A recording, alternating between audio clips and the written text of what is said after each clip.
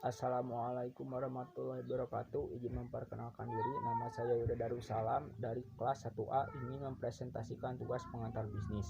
Perusahaan-perusahaan yang berhasil mengimplementasikan konsep manajemen.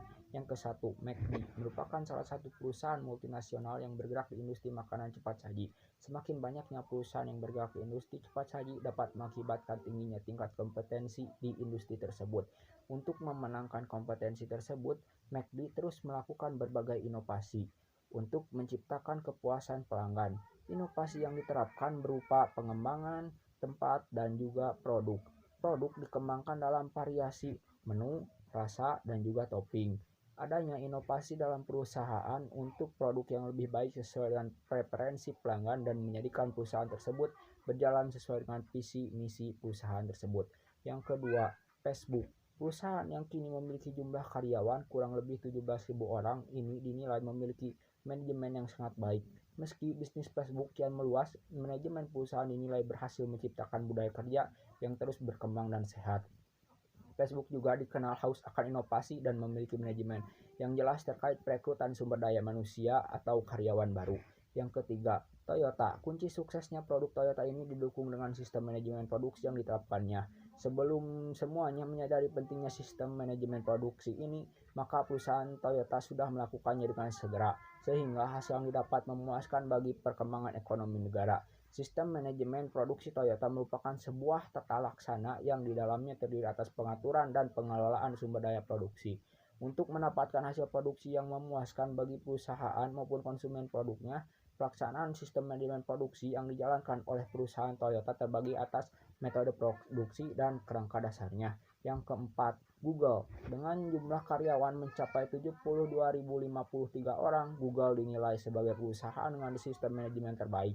Memiliki perusahaan dengan banyak cabang di dunia, tak sedikit pun mengurangi baiknya kualitas manajemen di perusahaan yang berpusat di Mountain View, California, Amerika ini. Budaya kerja dan inovasi yang selalu dilakukan dalam tubuh manajemen jadi alasan kuat perusahaan yang bergerak di dunia teknologi ini menempati posisi pertama perusahaan dunia dengan sistem terbaik manajemen versi Workforce tahun 2017.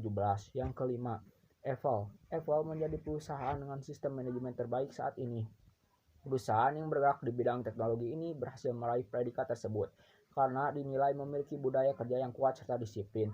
Fasilitas kantor yang amat memadai dengan dukungan berbagai tunjangan juga jadi tujuan banyak lulusan baru atau profesional muda untuk berkarir.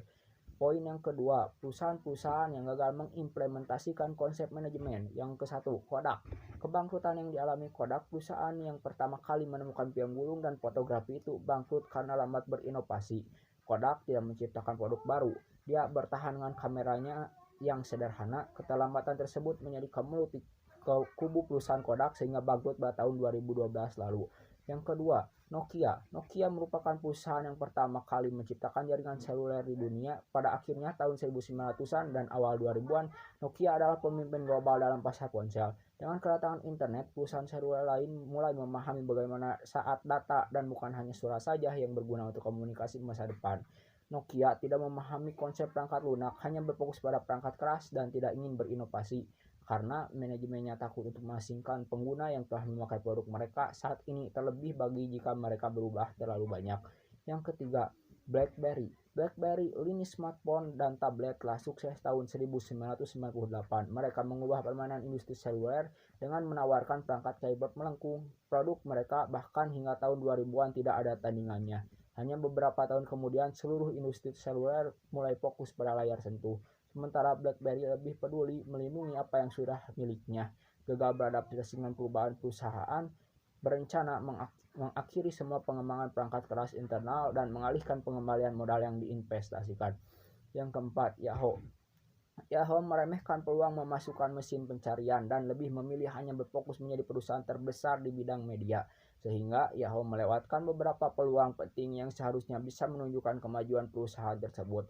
Akibat merasa nyaman dan tidak mau mengambil peluang, perusahaan ini akhirnya harus kalah bersaing dengan Google, yang kini sudah menjadi perusahaan raksasa yang terus melakukan inovasi dan kreasi dalam bidang data dan teknologi. Yang keempat, Sariwangi. Perum Teh ini bangkrut lantaran terbelit utang total 1,5 triliun rupiah kepada sejumlah bank. Perusahaan tersebut tidak bisa bayar utang karena gagal saat investasi untuk meningkatkan produksi perkebunan. Sariwangi mengeluarkan uang sangat besar untuk mengembangkan teknologi air, tapi hasilnya tak sesuai harapan.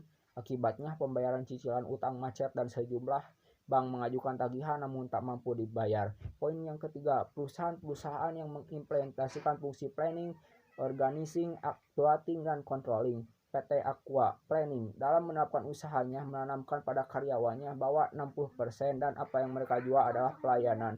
Oleh karena itu, menjadikan Aqua perusahaan air minum dalam kemasan terbesar di kawasan Asia Pasifik.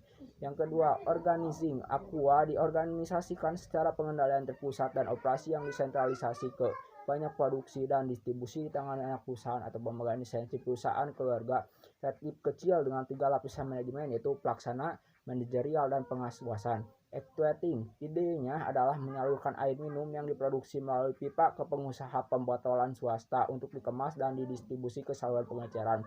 Controlling, pengawasan mutu adalah hal yang paling penting di Aqua. Perusahaan ini memiliki laboratorium modern untuk menguji produk dan didukung oleh ahli fisika, kimia, mikrologi yang mengawasinya. Yang kedua, PT Semen Indonesia Planning merumuskan strategi sumber daya, monitor dan mengukur kemajuan menggunakan teknologi informasi sesuai zaman, prinsip tata kelola yang baik. Organizing, mengalokasikan sumber daya, menetapkan tugas, dan menetapkan prosedur yang telah ditentukan.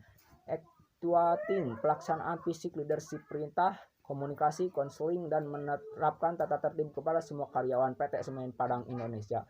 Controlling, mengukur hasil pekerjaan, membandingkan hasil pekerjaan dengan standar, dan memastikan peredaran mengoreksi penyimpangan. PT Garuda Food Planning, survival atau kompetitif dan agresif, strategi yang baik dan tepat. Organizing, kewenangan, tugas, dan tanggung jawab diatur dalam struktur organisasi yang merupakan sistem formal dari tugas-tugas dan hubungan pelaporan pertanggungjawaban. Actuating, transformasi peran dan fungsi sumber daya manusia, menetapkan dan mengoptimalkan sumber daya manusia. Controlling, perencanaan produksi, logistik yang terintegrasi, akuntansi atau keuangan, serta sumber daya manusia. 4. PT Trakindo Utama Planning menjadi penyedia jasa peralatan Caterpillar dengan kualitas dunia.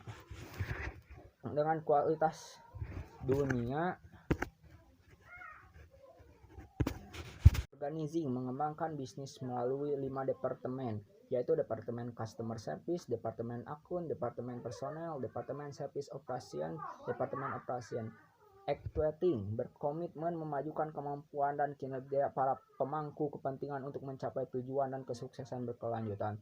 Controlling, PT Trakindo sangat ketat serta kesadaran karyawan dan dukungan penuh manajemen merupakan kunci penting bagi pelaksanaan kegiatan operasional perubahan yang aman. 5. PT Telekomunikasi Indonesia Planning, pelaksanaan etika bisnis yang di dalamnya membuat tata nilai budaya perusahaan yang setiap saat dikomunikasikan pada karyawan atau pengelolaan SDM salah satunya. Organizing, strategi dan teknik yang telah dirumuskan, lingkungan yang kondusif, struktur organisasi yang tepat. Actuating, penetapan manajemen risiko secara terpadu, remunerisasi karyawan dan Controlling, pengawasan internal dan penerapan pengendalian internal berbasis kontrol internal. Kontrol utamanya dalam pelaporan keuangan. Sekian presentasi dari saya, mohon maaf apabila ada kesalahan. Wabillahi taufiq wal hidayah. Wassalamualaikum warahmatullahi wabarakatuh.